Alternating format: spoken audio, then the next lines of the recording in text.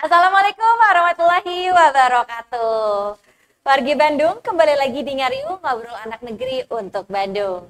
Bagi wargi Bandung yang belum menonton episode sebelumnya, bisa langsung scroll YouTube channel Diskominfo Kota Bandung. Dan jangan lupa untuk di-like, komen, subscribe, dan di-share sebanyak-banyaknya. Seperti biasa, di Ngariung selalu menghadirkan narasumber yang akan berbagi informasi seputar Kota Bandung. Saat ini, saya sudah berada di Kelurahan Antapani Kulon, Kecamatan Antapani. Dan di sini sudah hadir di tengah-tengah kita narasumbernya, langsung saja kita sapa. Halo Ibu Sampurasun. Rampes. Damang Ibu. Alhamdulillah. Ya, Ibu mangga disapa dulu wargi Bandungnya, sekaligus memperkenalkan diri, silakan. Terima kasih. Assalamualaikum warahmatullahi wabarakatuh. Sampurasun. Selamat siang wargi Bandung semuanya. Perkenalkan, saya Diah Kusumaning Tias. Saya adalah Lurah Antapani Kulon, Kecamatan Antapani, Kota Bandung. Alhamdulillah diberi amanah untuk memimpin Kelurahan Antapani Kulon sejak April 2022. Jadi sekarang insya Allah sudah memasuki tahun ketiga Teh Cita. Dan alhamdulillah di sini saya punya tim. Super timnya Antapani Kulon ada 5 orang ASN, 2 OK dan juga tim gorong-gorong kebersihan juga 5. Antapani Kulon sebetulnya adalah awal mula desa Antapani itu ada di sini. Jadi dulu waktu masih Kabupaten Bandung, kalau mau nyari desa Antapani itu di sinilah gitu. Dan ketika seiring berjalannya waktu ada perubahan administrasi, sekarang namanya adalah Kelurahan Antapani Kulon. Luasnya kurang lebih 95 hektar, terdiri atas 8 RW dan 46 RT. Untuk batas wilayah sebelah selatan dengan Kelurahan Antapani Tengah, sebelah utara dan barat dengan Kelurahan Cicahem, dan untuk timur itu dengan Kelurahan Antapani Wetan. Dan jumlah penduduk kurang lebih di 8.500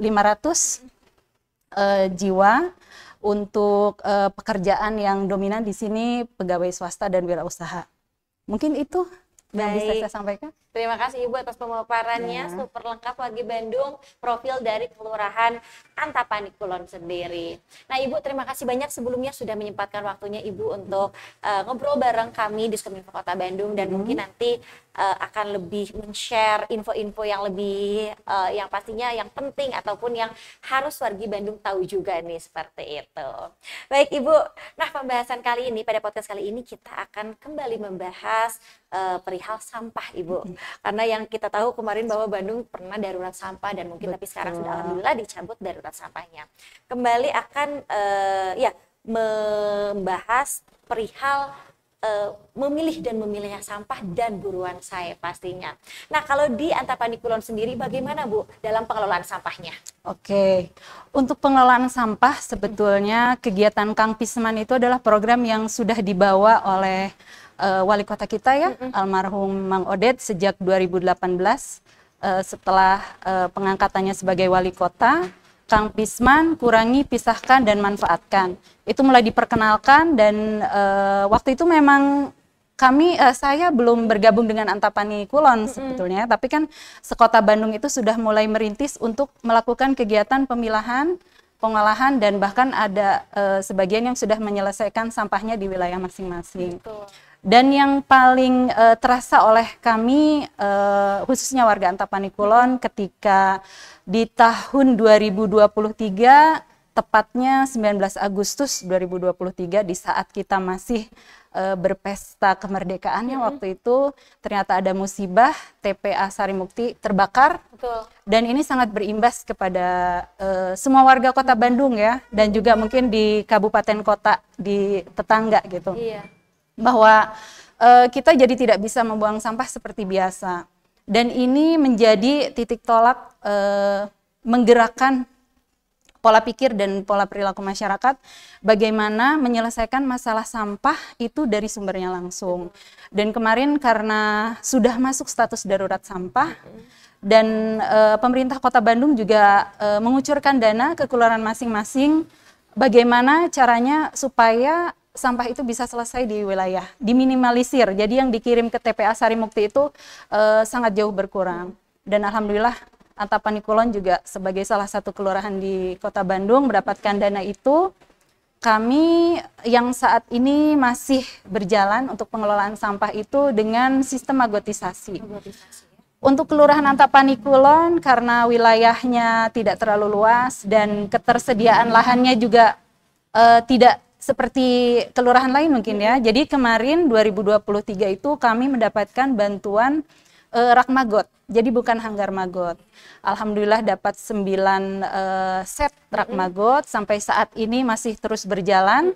Dikelola oleh 4 tenaga pengolah magot.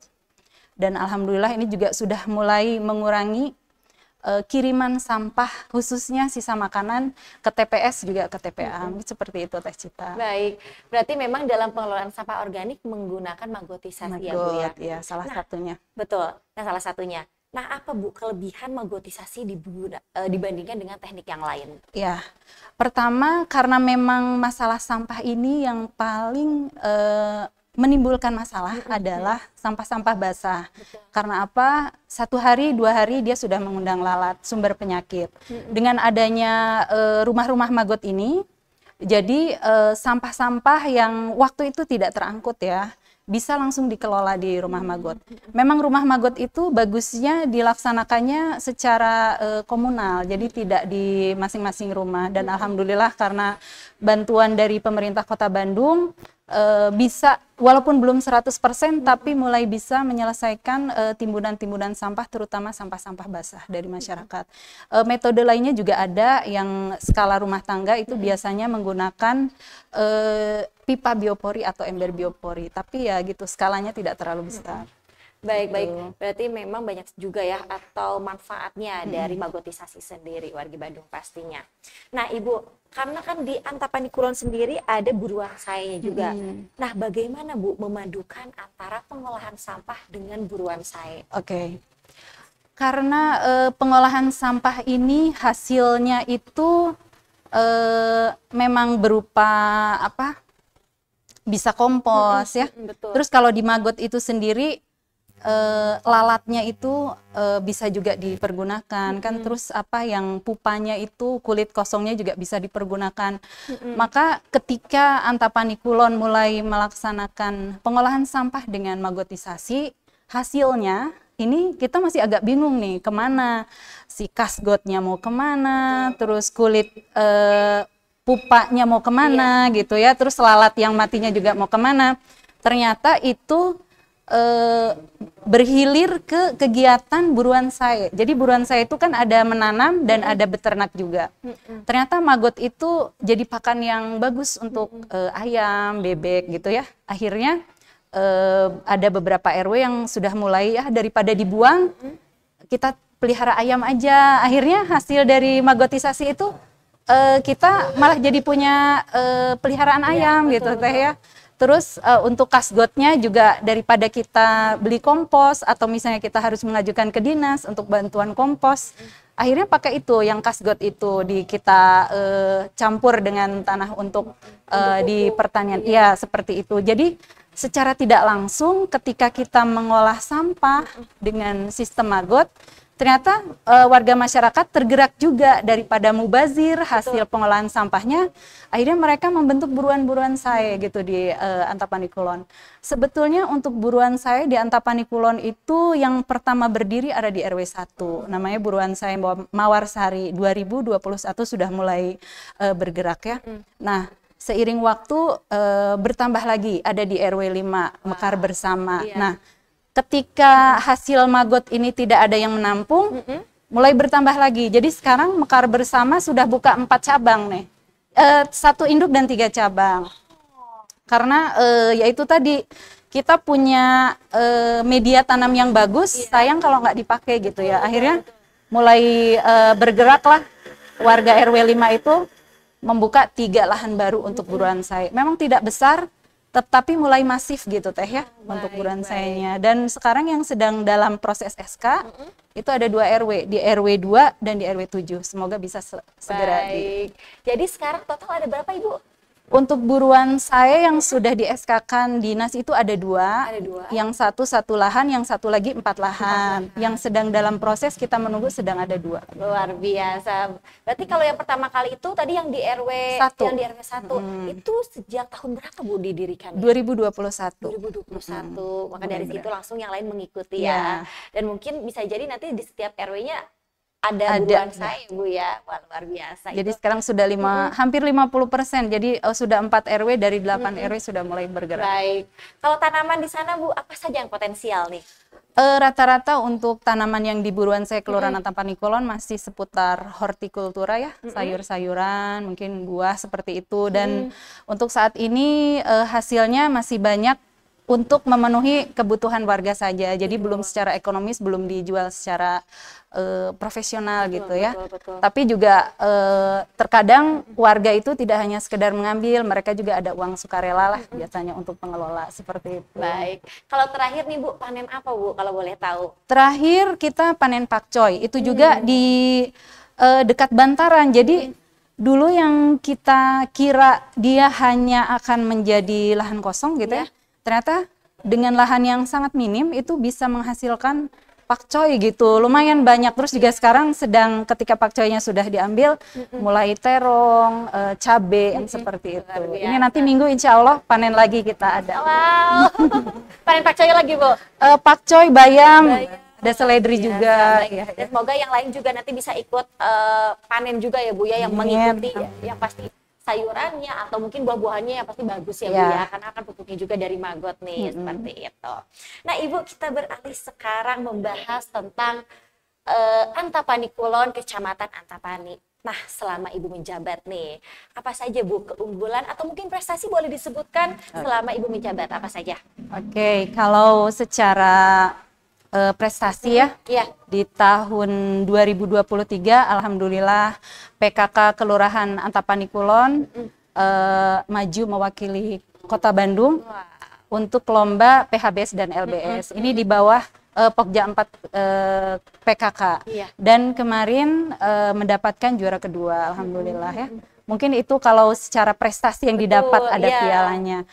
Untuk yang lain mungkin karena sekarang juga pemerintah sedang gencar melaksanakan ODF, karena sebetulnya kalau Kota Bandung kan secara komitmen sudah 100% ODF ya. Nah tapi ini kami terus melaksanakan kegiatan pemasangan septic tank. Insya Allah mungkin di tahun depan bisa mencapai hampir 100%. Seperti itu. Lalu UMKM-nya juga alhamdulillah Teh, di sini ada UMKM yang sudah cukup inilah ya, sudah cukup maju ya. Ada dimsum, lalu ini juga sebetulnya ada rajutan juga ya. Dan rajutan itu tidak disengaja gitu, karena ini kan yang melakukannya lansia, jadi hanya untuk mengisi waktu luang saja. Tapi ternyata ada yang sudah pesan dari luar negeri gitu, si rajutannya itu ya, alhamdulillah lah supaya bisa membawa nama Antapani Kulon. Sampai ada yang pesan dari luar negeri, memang dipasarkannya di sosmed Bu atau bagaimana? Tidak, jadi dari mulut ke mulut aja. Kayak gitu. Ya. Berarti memang hanya di rumah saja dan dari mulut ke mulut. Dan untuk pemasarannya belum mungkin ya belum. Bu ya. Jadi memang kalau untuk kegiatan rajutan ini awalnya tidak untuk komersil, tapi mengisi waktu. Ternyata hasilnya bagus dan bisa menarik minat banyak orang. Baik, dan mungkin nanti bisa jadi komersil ya Bu ya. Boleh, ya. Bisa jadi dijual atau mungkin jadi buah tangan oleh-oleh dari Antapani Kulon barangkali, dan mungkin nanti juga tim dari sini bisa ikut bantu memasarkan juga ya Bu ya di marketplace misalkan. Amin. Nah kalau yang dimsum tadi Bu, saya tertarik, itu sudah masuk toko, udah masuk store atau bagaimana Bu? Untuk yang dimsum itu ada nama dagangnya Dapumina. Dapumina ya, itu sudah, bahkan kalau nggak salah sering buka kelas. Itu juga kelas pelatihan ya, walaupun nggak terlalu besar gitu ya. Ya alhamdulillah lah membawa nama Antapani Kulon. Baik, semoga nanti makin banyak nih UMKM yang makin berkembang, yang makin maju Amin, pastinya amin. di Antapani Kulon ini, dan pastinya Ibu dan tim juga akan ikut membantu dan mensupport agar warga terus bisa aktif juga ya mungkin ya Bu Iya. untuk memajukan daerahnya sendiri nih. Baik, Ibu terakhir nih Ibu, Oke. ajakan kepada warga Bandung agar bisa mengelola sampah dengan baik dan benar. Silakan. Ya, wargi Bandung sekalian, terkait dengan sampah, kita sebagai manusia tidak bisa menghindari tidak menghasilkan sampah. Pasti kita menghasilkan sampah. Untuk sampah yang kita hasilkan, minimal kita kelola. Pertama kita pilah dulu, lalu kita kelola. Yang memang tidak bisa kita kelola, baru kita serahkan ke TPS dan TPA. Karena sebetulnya kita hanya dipinjami bumi ya Teh Cita. Betul. Kita dipinjami bumi, jangan sampai nanti kita mewariskan bumi yang tidak sehat, tidak layak huni untuk anak cucu kita. Oleh karena itu, sampah tuh dipilah, bukan dipindah. Seperti itu. Jadi kalau kebiasaannya kita hanya memindahkan sampah dari rumah ke TPS, TPS ke TPA, Betul. sekarang kita harus bisa memilah. Jadi jangan semuanya diserahkan ke TPS dan TPA. Mungkin seperti itu.